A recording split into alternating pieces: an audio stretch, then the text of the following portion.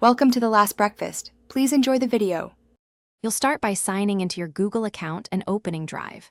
Once done, create a dedicated folder named Photos or Year 2026 so things stay organized.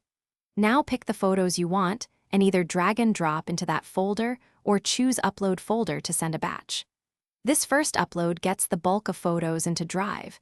Make sure you're on Wi-Fi if you have many files to avoid mobile data charges. Confirm files appear before continuing. Once your files are in Drive, organize them into subfolders like Events, Trips, or Months so retrieval becomes instant. If you want automatic syncing, install Drive for desktop and add those local folders to Mirror. This keeps new photos uploaded without manual steps. Also, make sure to check upload settings for original versus storage saving quality and review your Google storage usage so you don't run out. Finally, tag important folders with clear names to speed future searches. To finish, verify thumbnails load and open several images to ensure the files are intact. Once confirmed, set sharing permissions for albums you want others to see using link sharing or specific emails.